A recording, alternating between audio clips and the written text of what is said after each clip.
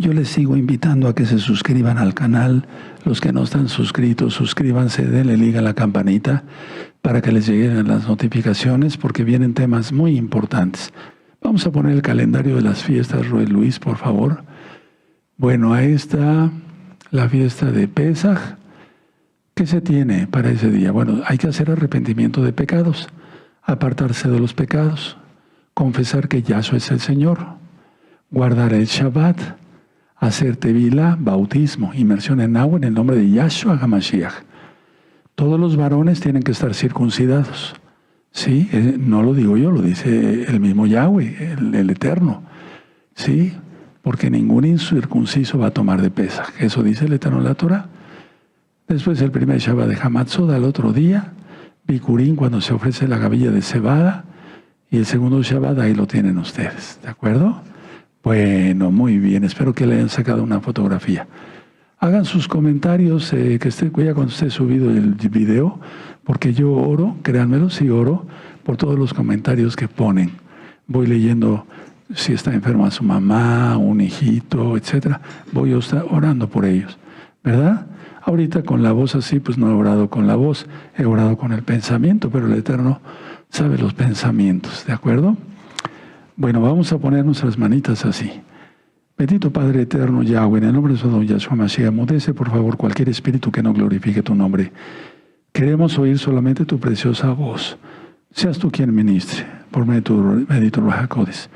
Toda Gabá Yahshua Mashiach, Omen, Beomen, y aplaudimos porque es fiesta. Aleluya. Si no me ven muy expresivo, es que tengo que cuidar la voz, no alzarla mucho, no gritar. Bueno, vamos al Salmo 23. Muchos ya nos lo sabemos de memoria, pero por los que no se lo saben, vamos a leerlo. Amén. Yahweh es mi pastor, nada me faltará. En lugares de delicados pasos me hará descansar. Junto a aguas de reposo me pastoreará. Confortará mi alma, me guiará por sendas de justicia por amor de su nombre. Aunque ande en valle de sombra de muerte, no temeré mal alguno, porque tú estarás conmigo. Tu vara y tu cayado me infundirán aliento. Aderezas mesa delante de mí en presencia de mis angustiadores. Unges mi cabeza con aceite, mi copa está rebosando. Ciertamente el bien y la rajem, la compasión me seguirán todos los días de mi vida, y en la casa de Yahweh moraré por largos días. En el nombre bendito y poderoso de Yahshua Mashiach, Omen. Beomen. Esto es recta final 168. Prácticamente pongan atención para que compartan el link ahorita mismo, hermanos, amigos, amigas. Porque prácticamente no voy a hablar de noticias. Voy a hablar ahorita de Biblia para que tú veas lo que ya está por pasar probablemente en el año 2027.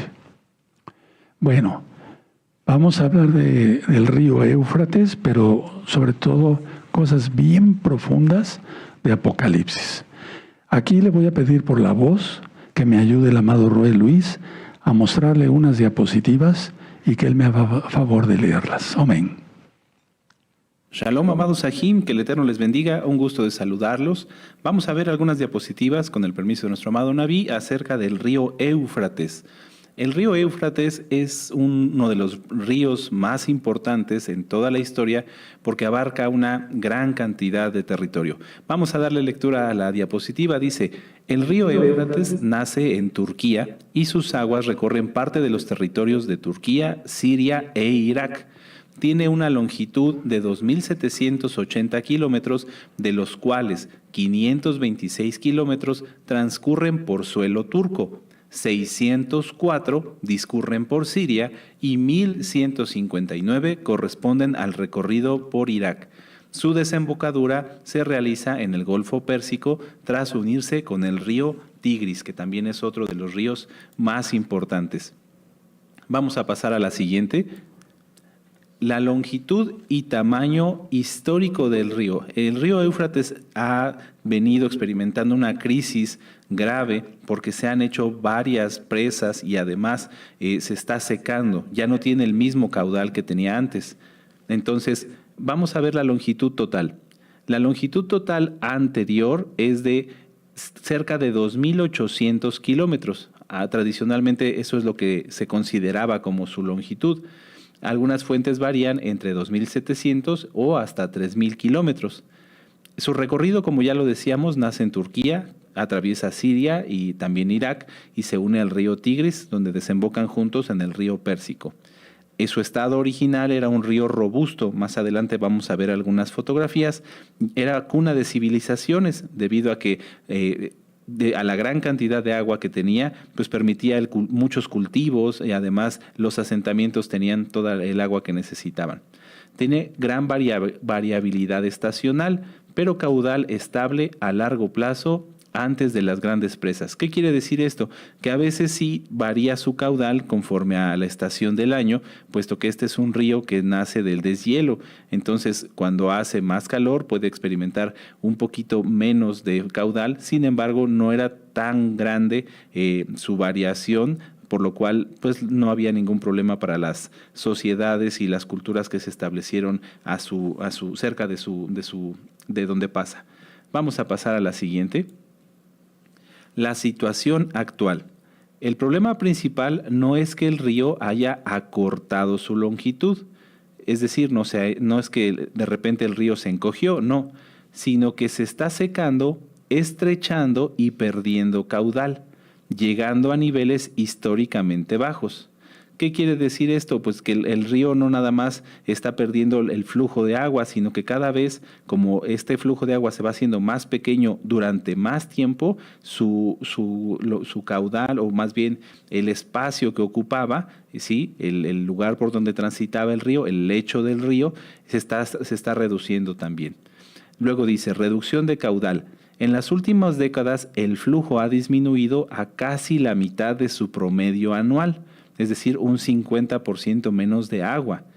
Esto se debe, entre otras cosas, también a la construcción de presas. Ha habido una gran cantidad de presas que se han construido, principalmente en Turquía, y lo que hace es que retienen el agua y van liberando poca cantidad, lo cual va afectando a los demás países como a Siria e Irak. En Irak, por ejemplo, el caudal que entra ha bajado drásticamente. Por ejemplo, en estaciones de medición como el HIT, el volumen actual ha caído significativamente desde los años 70 y 90. Es decir, no es un fenómeno que nada más dependa de las presas, sino que ya ha venido decrementando también el caudal del río. Punto que sigue, dice, desaparición de humedales. Lagos, pantanos y humedales alimentados por el río se están secando por completo. Entonces, es una situación que no es nada más de un solo factor, no solamente depende de las presas o del clima, sino sabemos, y como lo vamos a estudiar con nuestro amado Naví, tiene un contexto más allá. Aquí vemos una foto, yo busqué la foto más antigua que pudiera yo encontrar y esta es de 1930, en donde podemos ver el ancho. Inclusive estaban construyendo un puente ferroviario sobre el río Éufrates. Miren cuán ancho era, o sea, tenía una extensión, el lecho del río, bastante amplia. Esta foto es de 1930. Vamos a pasar a verla ahora, en julio de 2025, del año pasado. Podemos ver el caudal, cómo ya ha decrementado. Las partes verdes que ven ustedes en su pantalla, pues es donde ya hay vegetación. O sea, tanto ha bajado el caudal del río que en el lecho ya también están empezando a crecer vegetación. Esta es de julio de 2025. Vamos a ver una más y aquí, por ejemplo, podemos ver cómo aquí sí ya hay una reducción del lecho del río. Ya vemos ahí solamente un caudal más bajo y un lecho de unas decenas de metros comparado con la foto que vimos al inicio, que eran un buen centenar o 2 centenares de metros. ¿Sí? Vamos a la que sigue y es la última. Esta es una foto también del 15 de febrero de 2024, en donde vemos cómo la vegetación sí ya ha crecido. En el fondo de la imagen, donde está la balsa hacia atrás, vemos todo eso era el lecho del río y veamos cuánto se ha reducido. Entonces, amados Sahim, pues esta es la información, ustedes ya vieron. Hacemos la anotación aquí que todas las imágenes son propiedad de sus autores y nuestra única utilidad que les estamos presentando es para fines informativos, no tenemos fines de lucro de ningún tipo, respetamos todos los derechos de autor. Sin más por mi parte, les agradezco su atención, que Yahweh les bendiga y los dejo con nuestro amado Naví. Bueno, con esta explicación que nos dio nuestro amado Roy Luis, vamos a continuar o a empezar realmente el tema. Miren, abran su Biblia en Apocalipsis 9. Apocalipsis 9, y vamos a leer del verso 13 al 15. Es el segundo ay. Ay es de lamentación. Ay, ¿sí? Si ustedes ven el verso 12, es Apocalipsis 9, verso 12. El primer ay pasó, y aquí vienen aún dos ayes después de esto. Dice el verso 13, mucha atención, el sexto ángel tocó la trompeta, el shofar, y oí una voz de entre los cuatro cuernos del altar de oro que estaba delante de Yahweh, eso está en el cielo, diciendo al sexto ángel que tenía el shofar, desata a los cuatro ángeles que están atados junto al gran río Éufrates. Y fueron desatados los cuatro ángeles que estaban preparados para la hora, día, mes y año, a fin de matar a la tercera parte de los hombres. Y el número, bueno, voy a leer hasta ahí, nada más. ¿Sí? Ahorita voy a explicar lo demás. Bueno, entonces, cuatro ángeles atados, ¿sí? Junto al río, gran río Éufrates, que ahorita ya, pues es una cosita de nada, ¿verdad? El Éufrates, hermanos, marca la frontera entre el pueblo elegido de Yahweh, Israel, y sus enemigos del oriente. Era una especie de división, pero una especie de división, aparte de ser frontera. Ahora, todo esto nos habla, lo que dice aquí en la Biblia, de precisión divina. Hora, día, mes y año. O sea, subrayando la soberanía de Yahweh sobre el tiempo y el juicio. Todo está en sus benditas manos. ¿Cuál propósito hay de desatar estas cuatro potestades demoníacas? Ejecutar el juicio que resulta en la muerte de la tercera parte de la humanidad. Aquí no nada más en el Medio Oriente, es de la humanidad. Vemos en el verso 16, y el número de los ejércitos de los jinetes era 200 millones, yo oí su número. Eso dice Juan. Ahora, estos no son mensajeros de paz, sino jinetes, digamos, que son agentes de juicio divino, que han sido retenidos todo el tiempo por la voluntad de Yahweh hasta el momento preciso del juicio. Fíjense, el Eterno es soberano y esos cuatro ángeles ya van a ser desatados. Ahora, el número 4 simboliza la totalidad de los 4 puntos cardinales: norte, sur, este y oeste. O sea, van a llegar a todos lados. Sí, no nada más para Israel, es para el mundo. Hay que aclarar eso. Ahora, el juicio tiene un alcance global, afectando a toda la tierra habitada, a todo el globo terráqueo, pues. El Éufrates representaba, como ya lo había yo dicho, el límite por donde venían las naciones invasoras, asirias y babilónicas, hacia Israel. Entonces, aquí lo que me llama la atención al ver toda esta escritura es que nada en el juicio de Yahweh es accidental. Hay un cronograma, ¿se acuerdan de los cronómetros? Sí. Hay un cronograma divino, exacto, bien programado, soberano de Yahweh. No es un juicio de Yahweh accidental, no. Es bien programado para el juicio de las naciones. Es decir, no confundir como cuando Yahshua viene. Ahorita voy a explicar algunas cosas de diferencia, ¿verdad? Bueno, ahora, hay varios puntos de vista sobre esta lectura. Es una caballería que trasciende. En la época de Juan, él vio caballos. Sí, ahora las guerras ya no son con caballos. Entonces, trasciende lo natural. O sea, esta es un ente sugiriendo una naturaleza demoníaca o una guerra tecnológica espiritual sin precedentes. Ahorita voy a aclarar varias cosas. En el tiempo del apóstol Juan, cuando recibe la revelación por medio del ángel que le dio Yahshua Mashiach, un ejército de ese tamaño sería humanamente imposible. Humanamente imposible. Lo que enfatiza es que se trata de una fuerza sobrenatural y una movilización masiva de estos agentes del mal.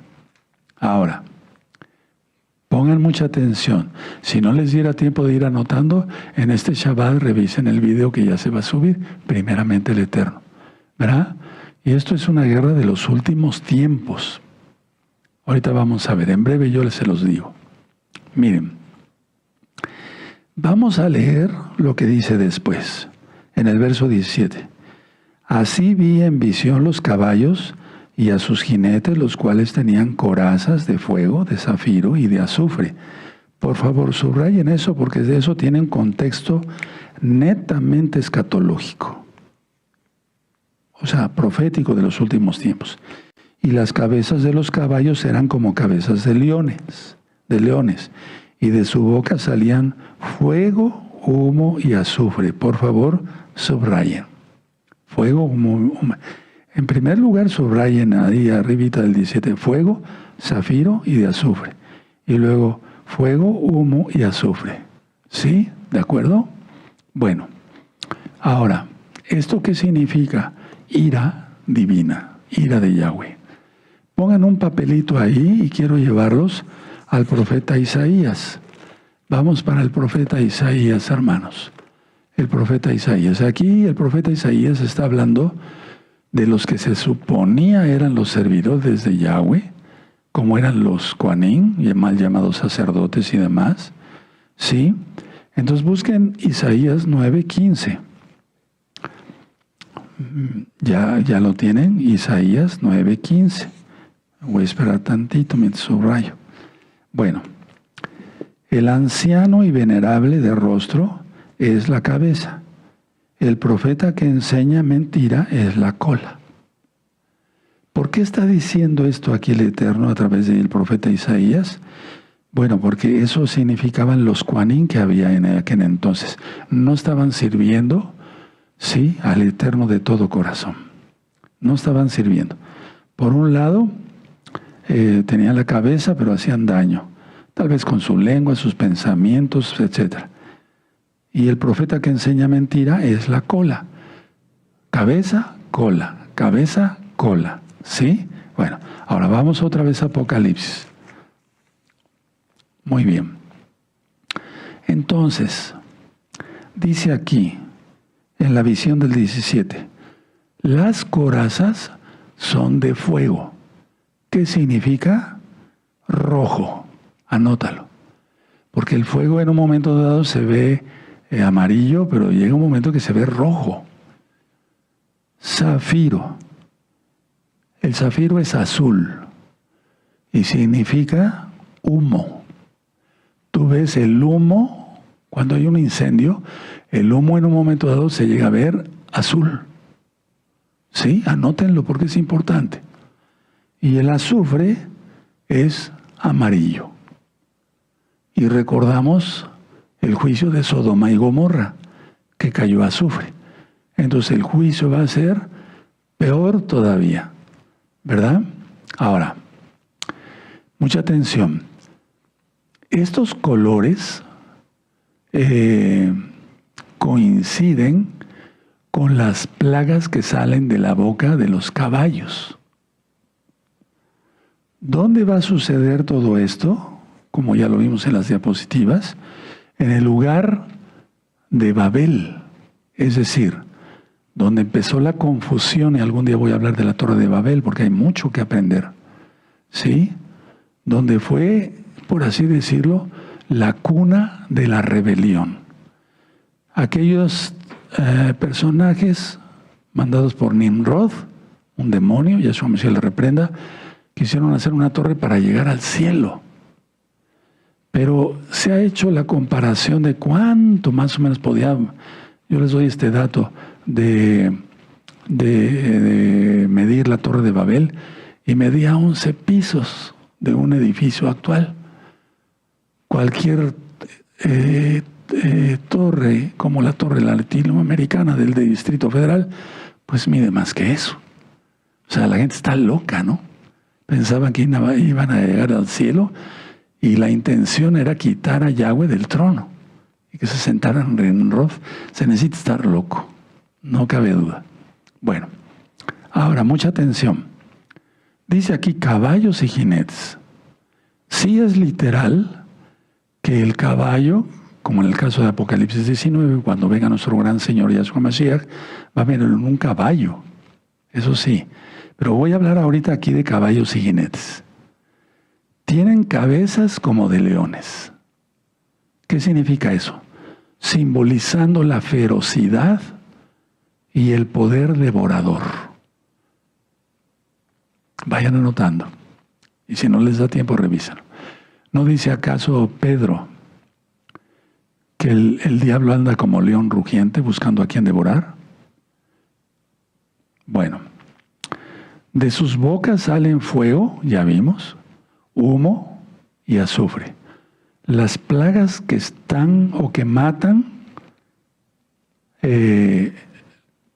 estas 3 plagas matan a la tercera parte de la humanidad, no de Israel, de la humanidad, incluyendo Israel, pero se refiere a toda la humanidad. Ahora, vamos a ver el 18.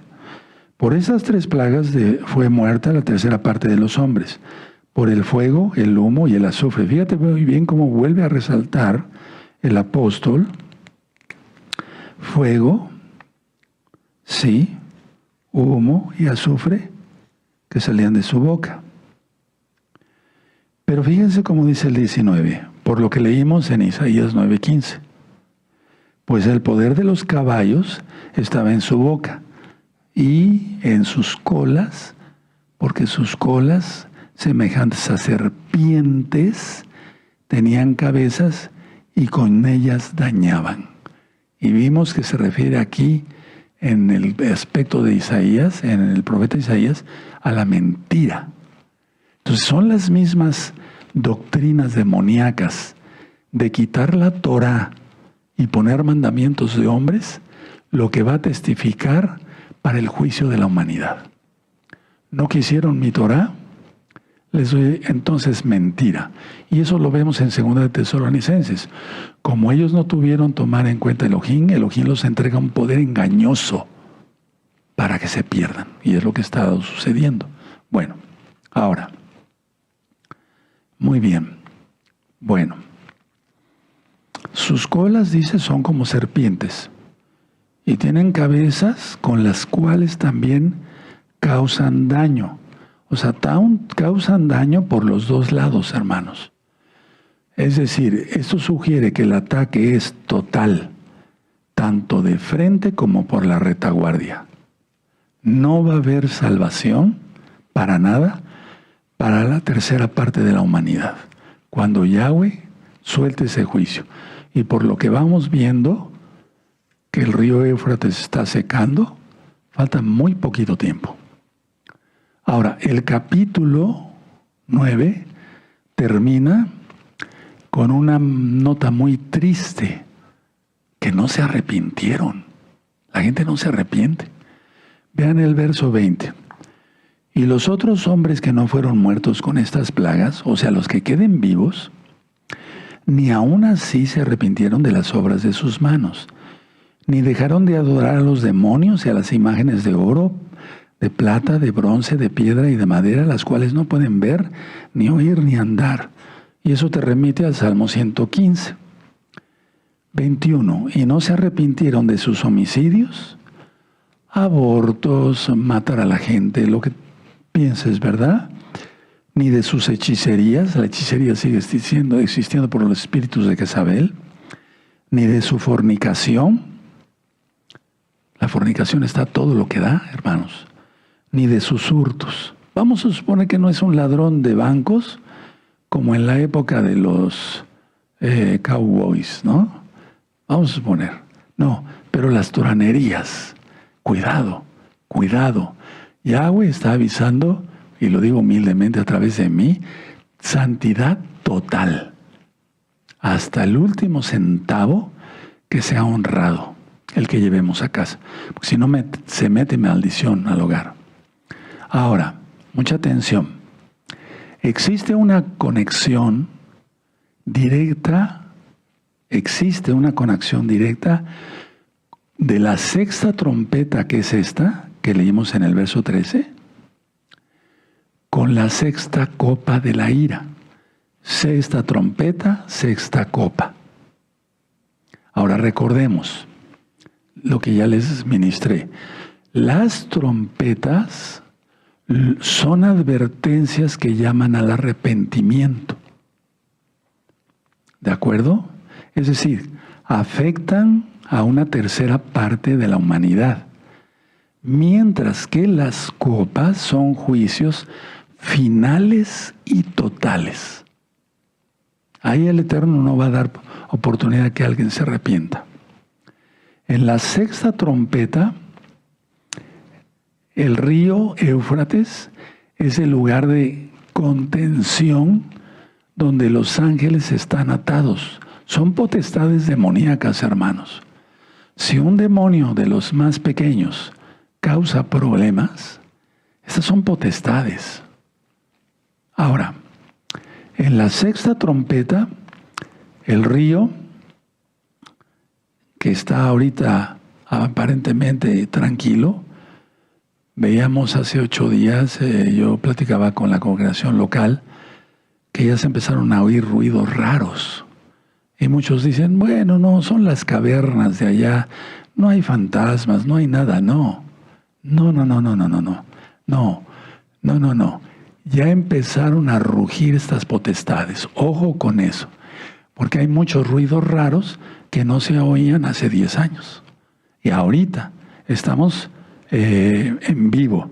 Hoy es viernes 30 de enero del año 2026, 6:30 de la tarde, ya un poquito más, y ya se están escuchando más esos rugidos.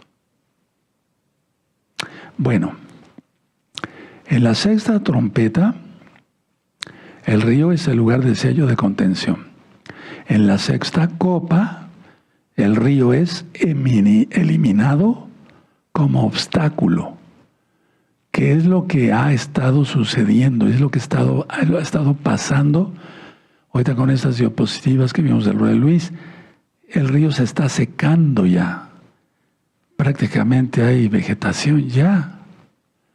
Ojo, mucho ojo. En enero, Isis del 2025, Isis se hizo de la presa del Éufrates, cuando menos de una. El Eterno ya está permitiendo que todo suceda. Pero aparte, la cuestión es no tanto si cierran las presas o no. Es soberano Yahweh y está permitiendo que se seque el río. Ahora, esto sugiere, hermanos, que lo que comenzó con un juicio de plagas en las trompetas llegue a su clímax, a lo más alto, con una invasión militar y espiritual total en la sexta copa. Voy a volver a repetir esto porque es importante. Entonces, lo que comenzó con un juicio de plagas en la trompeta llega a su clímax en la sexta copa con una invasión militar. Sí, es militar, son humanos, pero también espiritual total en la copa, porque ahorita lo vamos a leer. Ahora, mucha atención. Mientras que la trompeta describe la fuerza destructiva de 200 millones de jinetes, la copa explica la logística. El camino se abre para los reyes del oriente. Entonces es como si fuera primero la teoría, por así decirlo.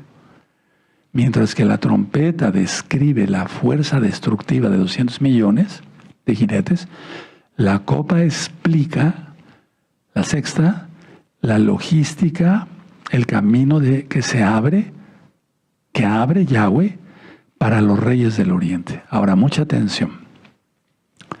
Históricamente, el Éufrates es lo que separaba a Israel de las potencias enemigas, invasoras.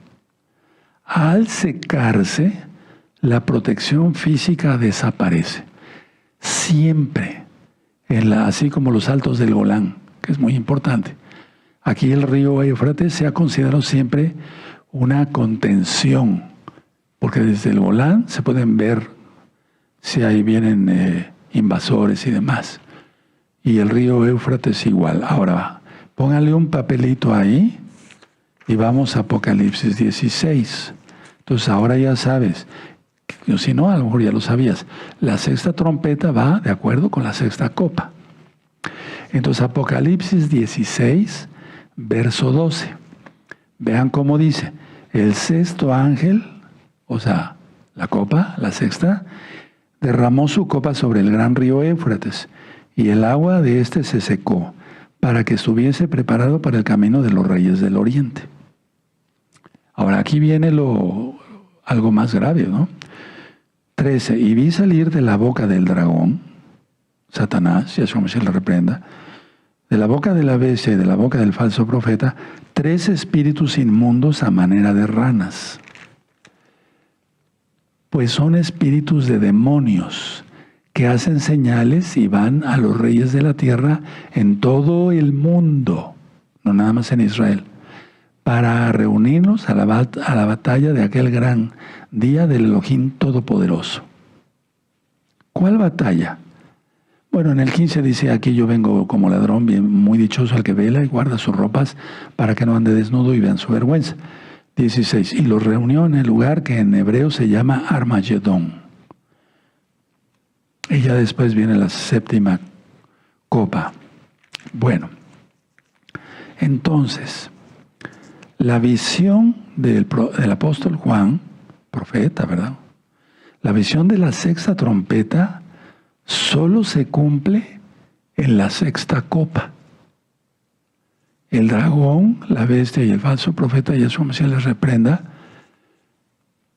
digamos, convencen a los gobernantes de la tierra a pelear contra Yahshua. Hay que entender eso, hermanos. No es pelear contra Israel, que lo es. No. Pero lo primero que quiero que se les grabe en sus cabecitas, amados, amadas, amigos, amigas, es el pelear contra Yahshua. Por lo tanto, es una rebelión. Satanás se rebeló. Quiso poner su trono a los lados del norte. Coré se rebeló contra Yahweh y contra Moisés. Bueno, ¿cuál es el llamado que nos hace el Eterno aquí? Que guardemos nuestras ropas. Que nosotros ya no estaremos aquí, vendremos con Yahshua. El llamado es la vigilancia. Porque un solo verso puede estar hablando de gran parte de la Biblia.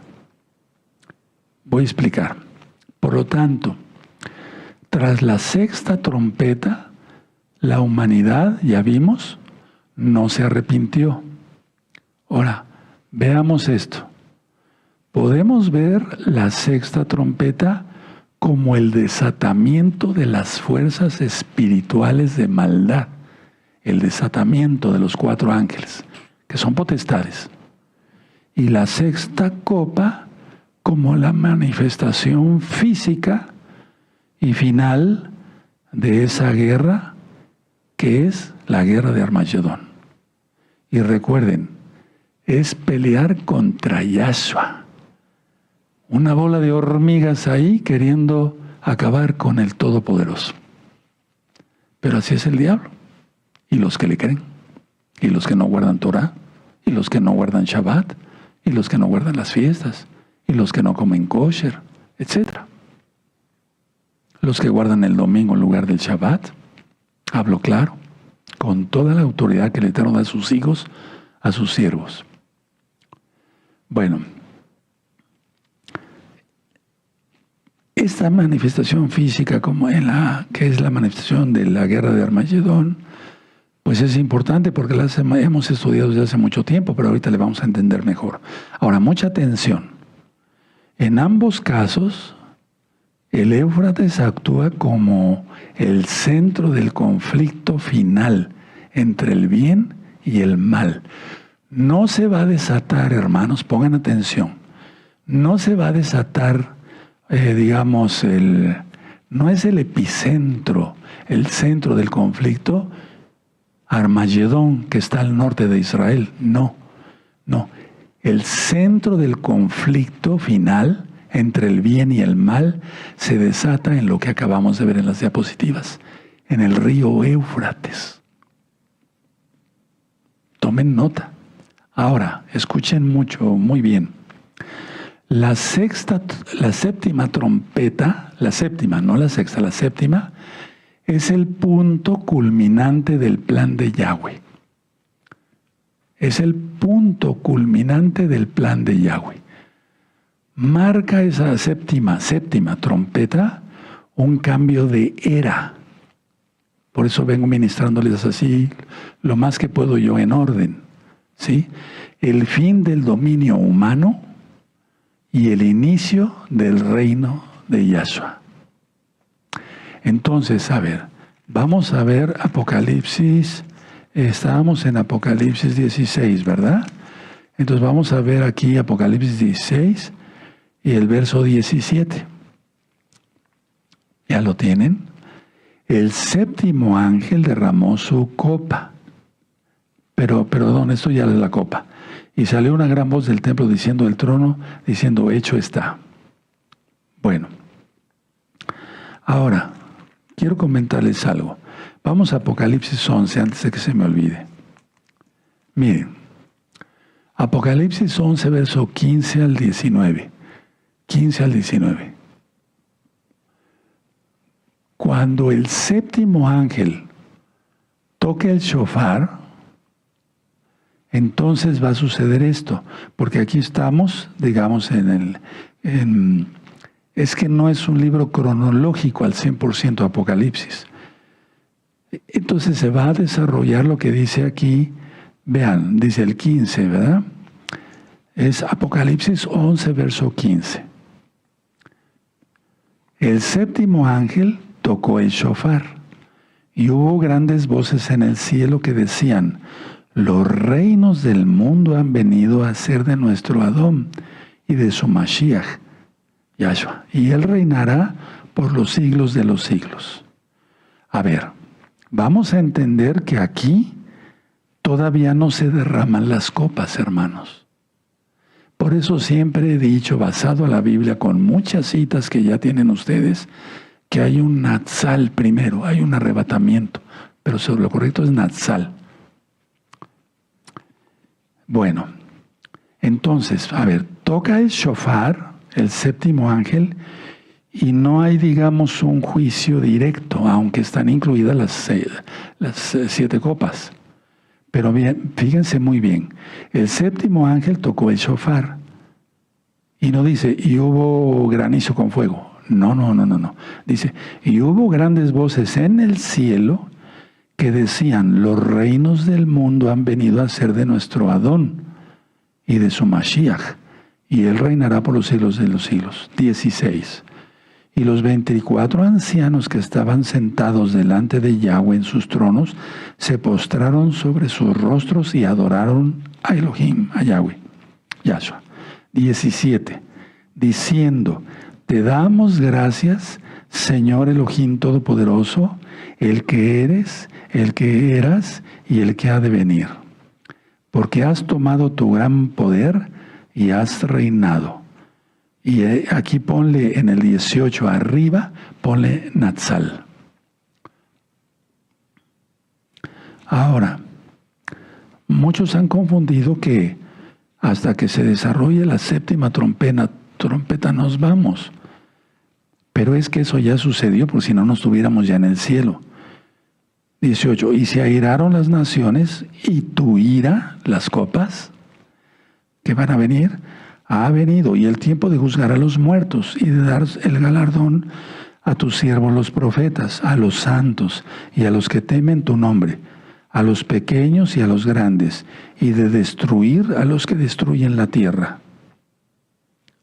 Con las copas de la ira.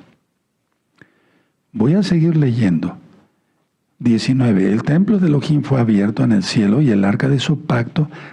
Mucha atención a esto, hermano. Nadie se duerma. Deja de dormirte. Y el templo de Elohim fue abierto en el cielo y el arca de su pacto se veía en el templo. ¿Cuál templo? En el cielo. Y hubo relámpagos, voces, truenos, un terremoto y grande granizo. Aquí sí ya hay todo esto. Ahora, mucha atención. Cuando el séptimo ángel toca el shofar, trompeta hebrea, no hay una plaga inmediata, como ven aquí, sino que hubo voces de júbilo, sino grandes voces en el cielo que anunciaban el evento más esperado de la historia, que Yahshua va a venir a reinar. ¿Sí? Ustedes pueden ver otra vez el verso 15. ¿De acuerdo? Lo vamos a volver a leer. El séptimo ángel tocó el shofar. Hubo grandes voces en el cielo. No hay una plaga inmediata. No. Que decían, los reinos del mundo han venido a ser de nuestro Señor y de su Mashiach. Y Él reinará por los siglos de los siglos. Quiere decir que ya viene el Eterno.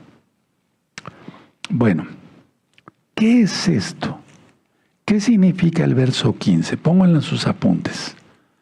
Pónganlo en sus apuntes, preciosos, por favor, preciosos en el eterno Yahshua.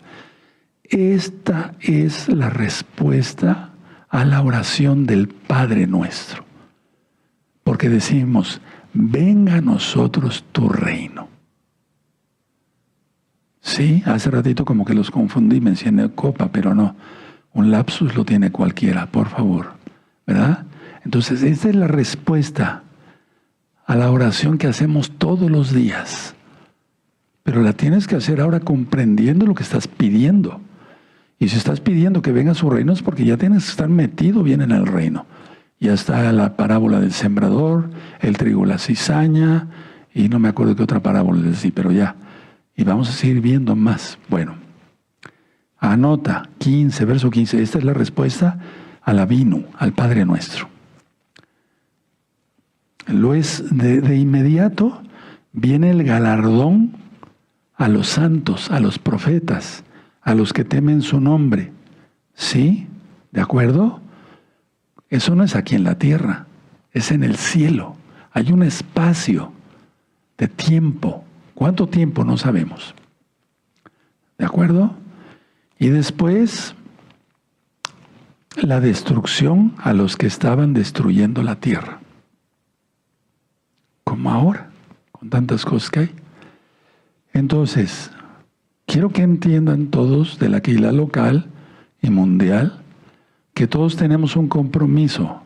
Si tú no tienes una Keilah donde reunirte, o cuando menos, pues nosotros ya no tenemos un edificio, pero nos reunimos de vez en cuando. Entonces, tú tienes que tener, y aunque no nos reunamos, todos tenemos un ministerio. Yo, aunque ronco, quise venir a cumplir con mi ministerio, que es ministrar. El rey Luis está transmitiendo, el Isaías transmitiendo en el sonido. O sea, hacemos un esfuerzo. Los que hacen el pan, etcétera, etcétera, etcétera. Ustedes me entienden, ¿verdad? Todos tenemos un ministerio, tenemos que cumplirlo. Si no, serías un inútil. Y ni pienses que vas a estar en el reino. Si no serviste en una parte del reino que es la Keilah, y voy a estar hablando más de la Keilah, que vas a subir al cielo con Yahshua. Que quede claro esto. Muchos dicen, no puedo ir, tengo mucho trabajo. Yo también tengo mucho trabajo, pero para eso es Shabbat.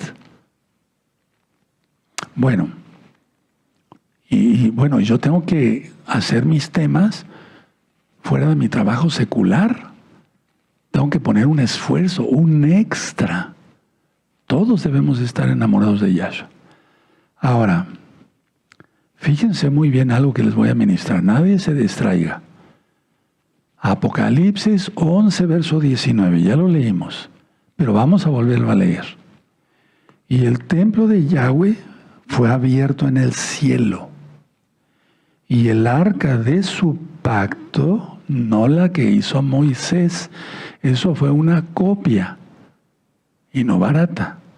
La ordenó Yahweh. Ahorita vamos a esa cita. Se veía en el templo y hubo relámpagos, voces, truenos y un terremoto y grande granizo. Entonces, el arca, ¿qué representa? ¿Qué representa? Si yo te preguntara, ¿qué representa el arca? Eso lo vimos en las parashot. Representa la presencia de Yahweh. Y en este caso, Juan, el apóstol, el profeta, vio la visión, valga la redundancia, porque representa el arca la presencia de Yahweh y su fidelidad a sus promesas hechas.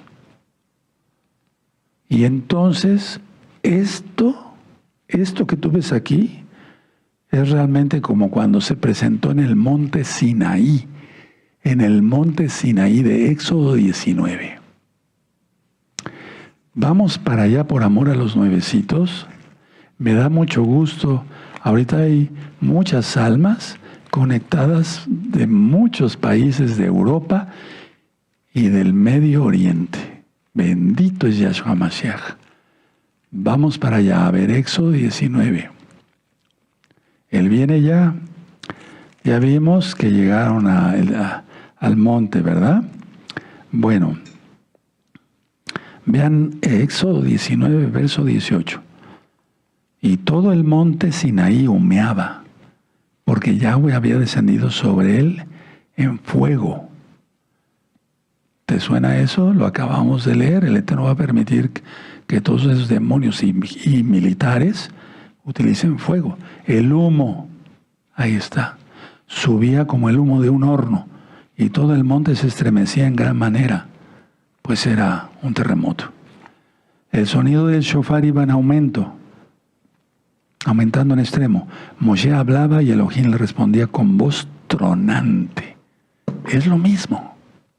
Es lo mismo. Vamos a Apocalipsis otra vez. Entonces, la escatología es algo que me ha llamado mucho desde muy jovencito, los últimos tiempos, porque encuentra uno muchas cosas y eso nos da consuelo. Bueno, entonces el arca representa la presencia de Yahweh y su fidelidad. Él no es como nosotros. Él ha hecho promesas a los hijos de Israel y a aquel que se injerte a Israel, Romanos 11, y cumpla sus mandamientos, no los de hombres. ¿Verdad? ¿De acuerdo? Bueno, entonces, esto precede a la manifestación de Yahweh. Relámpagos, voces, truenos, terremoto, grande granizo, etc. Ahora, la sexta trompeta, si ustedes ven aquí en Apocalipsis 11, verso 14, el segundo ay pasó.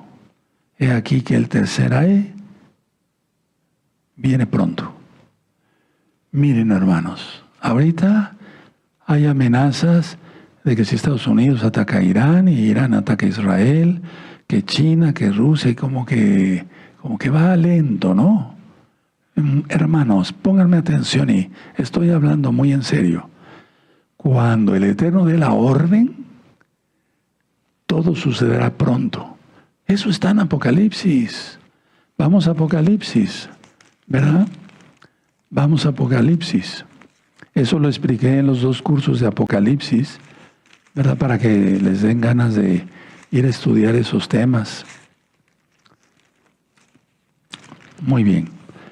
Apocalipsis capítulo 1, verso 1.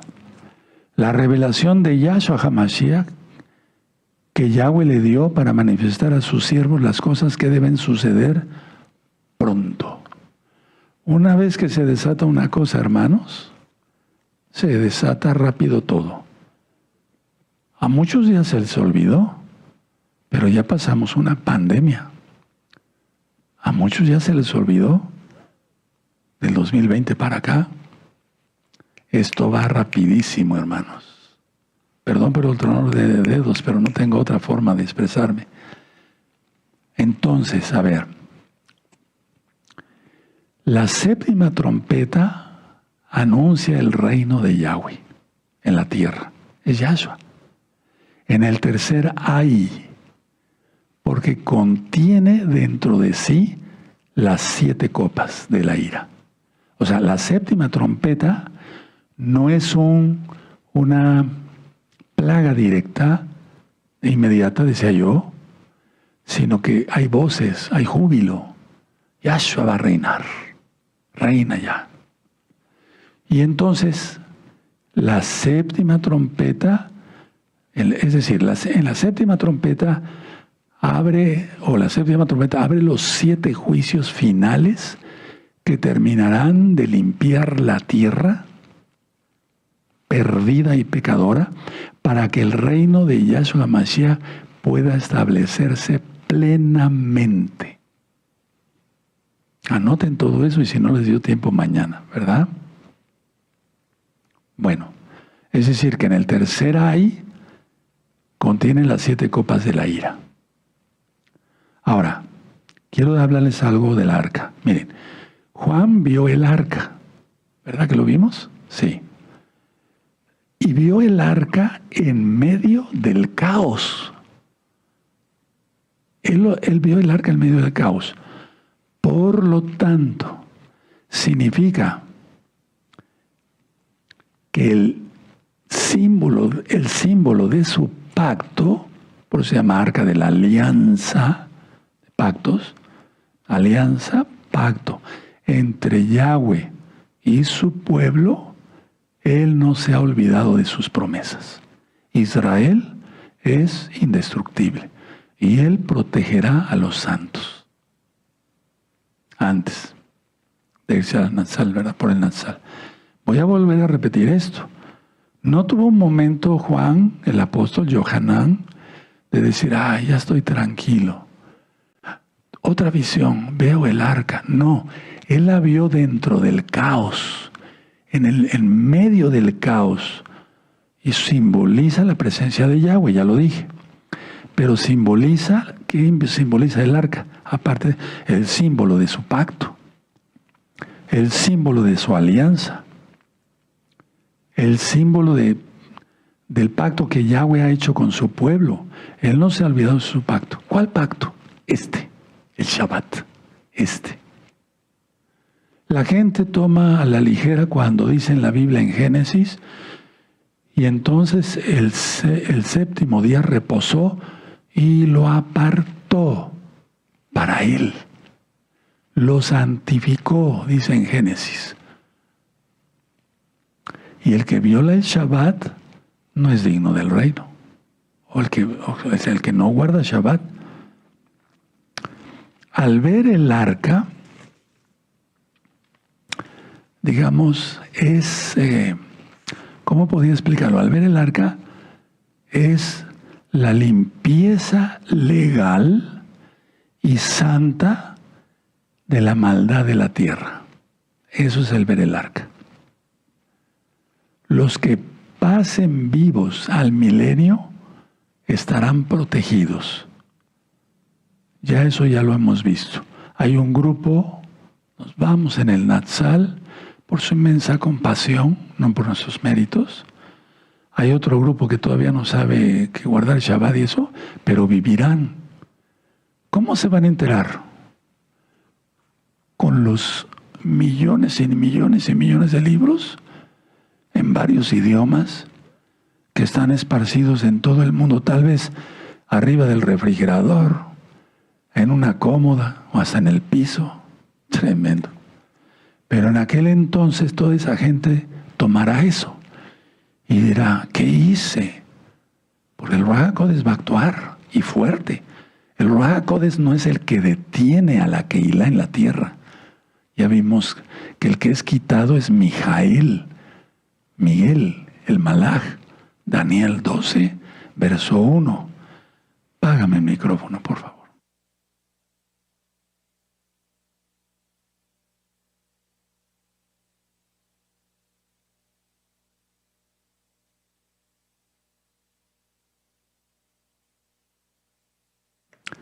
Préndelo, toda va. Entonces, vamos a Hebreos para que ustedes vean. En Hebreos, claro que esto está en Éxodo, ¿verdad?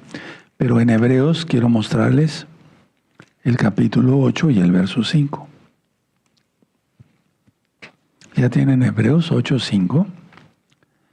Los cuales sirven a lo que es figura y sombra de las cosas celestiales, como se le advirtió a Moisés cuando iba a erigir el Mishkan, diciendo: mira, haz todas las cosas conforme al modelo que se te mostró en el monte.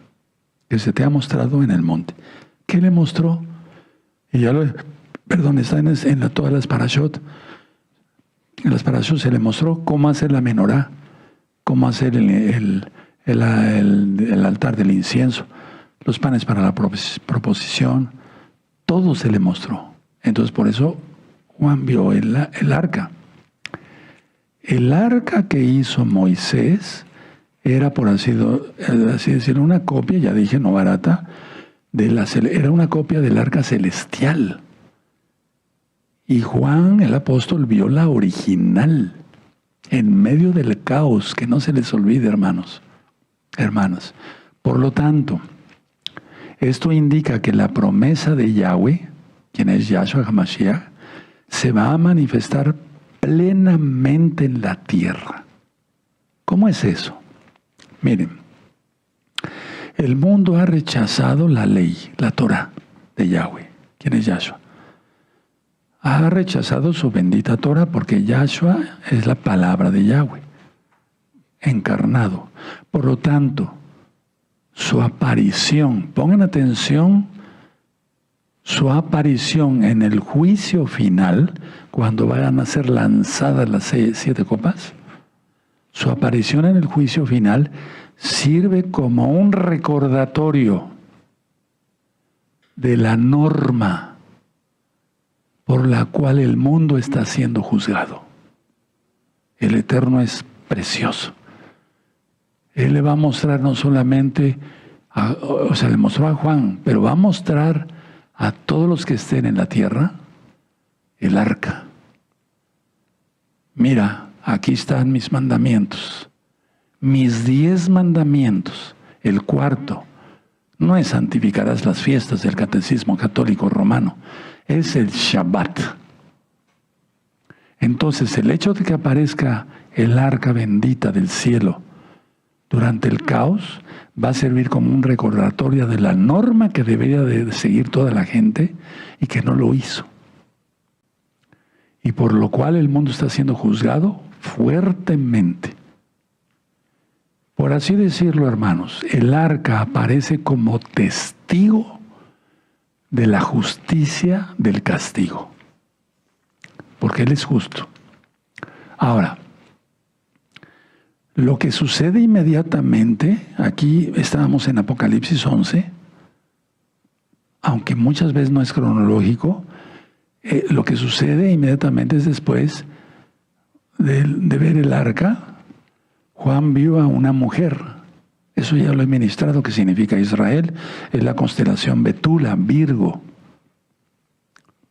¿Sí? Y vio un dragón escarlata. Eso ya está explicado en Apocalipsis. El arca representa el reino de Yahshua. Ya lo vimos. El dragón representa el intento de Satanás, Yahshua Mashiach le reprenda, para destruir ese reino. Por eso he explicado que la batalla de Armagedón no es tanto, una parte es para destruir, tratar de destruir a Israel, pero no es tanto eso. Yo diría que eso es un 5%, hermanos. El 95% de la batalla de Armagedón es para pelear contra Yahshua y evitar que pueda aterrizar y poner su reino. Imagínense. Ya vamos entendiendo, ¿verdad? ¿Sí? Bueno, entonces, siempre ha intentado contigo y contigo y contigo que no te quieres arrepentir bien de tus pecados, que no si quieres salir de Babilonia, de Egipto, de Roma, ¿verdad? Está intentando que no te le vayas de las garras para que el que siga reinando en tu corazón sea Satanás y no Yahshua. No veas las cosas como, sí, esto sucedió y sucede y va a suceder. No. Hay que aplicárselo a uno. Ahora, por lo tanto, el plan de Yahweh es invencible. Ahora, hago una aclaración. Vamos a Apocalipsis 9. En Apocalipsis 9, verso 1, es que salen demonios del pozo del abismo. Hago la aclaración, no va a salir ningún ser humano del abismo, porque en el abismo no hay humanos, hay demonios. Estaba el seno de Abraham, el abismo y el infierno. El seno de Abraham ya no existe, porque él se llevó cautiva la cautividad. ¿Sí? Está en Efesios. Bueno. Entonces todos los salvos del antiguo pacto, sí, van a volver a tomar sus cuerpos. Bueno, pero no quiero entrar en detalles. En el abismo hay puros demonios. Y en el infierno están los no salvos, pero hay demonios. Entonces, Apocalipsis 1 son puros demonios los que van a atormentar a los hombres por 5 meses y no podrán morir. Gritarán, mátenme, mátenme. Se arrojará de un 5.º piso. No morirá. Seguirán siendo atormentados por demonios. Tremendo, ¿verdad? Entonces estos son demonios. En Apocalipsis, ahí mismo en el 9, verso 14, son humanos. Yo decía que es una especie sobrenatural, o sea, los demonios hace que el humano pelee. O sea, el demonio hace que los humanos peleen hasta en lo más mínimo. Peleas por las herencias, peleas por esto, por una mujer, por un hombre, peleas por esto, todo. Porque le hacen caso al diablo. Bueno, en este caso es sobrenatural porque son los demonios los que alistan a los 200 millones. Ahora, un humano, decía yo, no va a salir del abismo. ¿Verdad? No puede ser. Las entidades demoníacas no necesitan que se seque el Éufrates, pero sí que se seque para que hagan pasar a los humanos. ¿Quién es ese ejército tan terrible? Los chinos podían ser, pero yo lo descarto. Aunque pueden ser alguna parte. En la época de Juan, ya lo dije, sería imposible reunir un ejército de 200 millones. Son los islámicos. ¿Te queda claro? Perfecto. Y no puedo hablar más porque luego ya hay situaciones que después platicaremos. Me voy a poner de pie. Bendito es el abacados. Toda Gabaya Yahshua por tu luz para hacer luz para los demás. Omen, beomen. Vamos a dar gracias por la palabra, hermanos. Y eso no falta mucho. Una vez que se empiecen a desatar las cosas así, rápido, no. ¿Quién lo para? Nadie. Padre eterno, levante sus manitas con reverencia, con adoración. Padre eterno, Yahweh, toda va por tu palabra es como jabón de lavadores y espada de 2 filos. Guardaremos la santidad. En el nombre bendito y poderoso de Yahshua Mashiach, amén. Amén. Aleluya. Bendito es el abacados. Vamos a pedirle al eterno Yahshua que bendiga.